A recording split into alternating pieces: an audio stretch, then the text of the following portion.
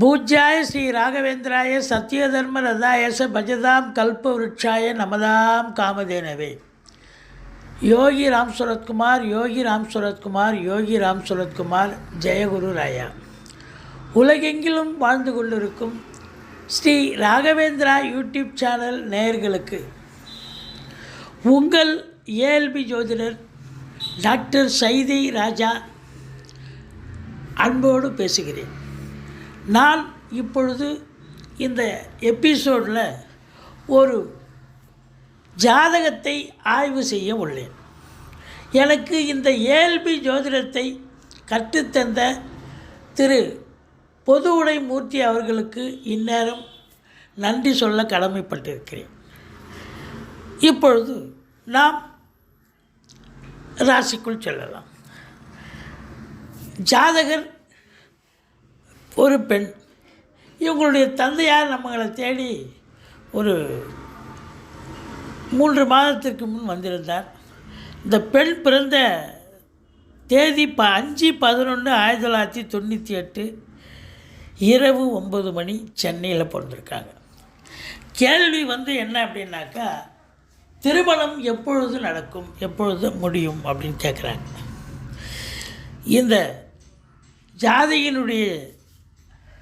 ஜாதகத்தை ஜென்ரேட் பண்ணி பார்க்கும்பொழுது ஜென்ம லக்னம் மிதுனம் வந்தது.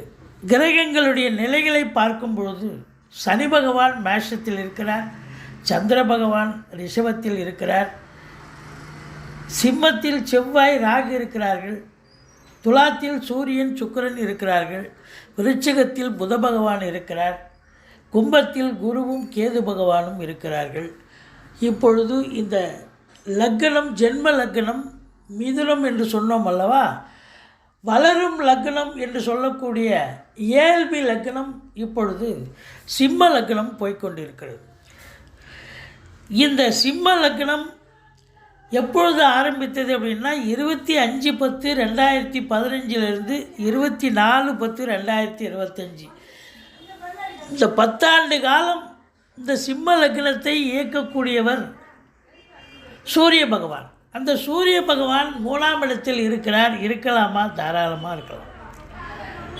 இந்த ஒரு ராசியை 9 நட்சத்திரங்கள் இயக்குகிறது. இப்போது இந்த ஏஎல்பி சிம்ம லக்னத்துக்கு என்ன நட்சத்திர புள்ளி போயிட்டுருக்கு அப்படின்னு பார்த்தீங்கன்னு சொன்னால், உங்களை பொறுத்தவரையிலையும் பூரம் 4 அப்படின்னு சொல்லக்கூடிய நட்சத்திரம். பூரத்தினுடைய அதிபதி சுக்கிர பகவான்.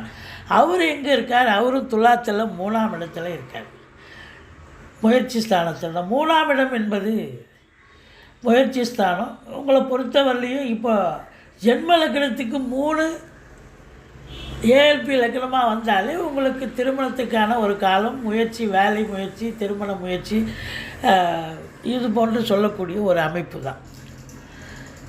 இப்பொழுது இந்த ஏஎல்பி லக்னத்துக்கு 7ஆம் இடத்து அதிபதி சனி பகவான் என்று சொல்லக்கூடிய அதனுடைய அதிபதி சனி எங்கே இருக்கிறார் அப்படின்னா, உங்களுக்கு மேஷத்தில் இருக்கார். 7க்குடையவன் 9ல் இருக்கலாமா? இருக்கலாம்.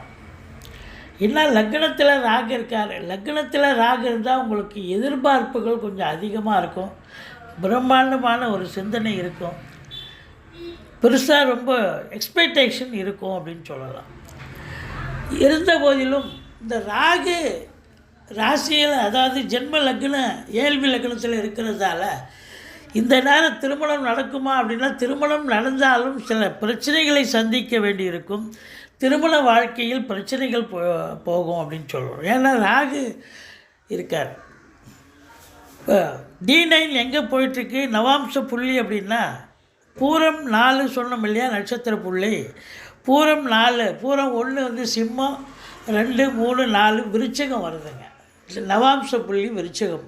இந்த விருச்சிக லக்னத்துக்கு நவாம்ச புள்ளி, அதாவது நிகழ்காலம் என்று சொல்லக்கூடிய 4ஆவது இடத்துல இருக்கிறதால கண்டிப்பாக இப்போ திருமணத்துக்கான காலம். இந்த நவாம்ச புள்ளி எப்போ ஆரம்பிச்சிருக்கு அப்படின்னு பார்த்தீங்கன்னு சொன்னால் 5/8, அதாவது பூர நட்சத்திரம் ஏஎல்பி நட்சத்திர புள்ளி 5/8/2023 13/9/2024 வரைக்கும் இந்த பூரம் 4 போயிட்டுருக்கு. இந்த பூரம் 4 நவாம்ச புள்ளி செல்லும் பொழுதே D9 இப்போது சிறப்பாக இருக்கிறதால நிகழ்காலத்தில் செல்வதால் தற்பொழுது திருமணத்துக்கான காலம் அப்படின்னு சொல்லலாம்.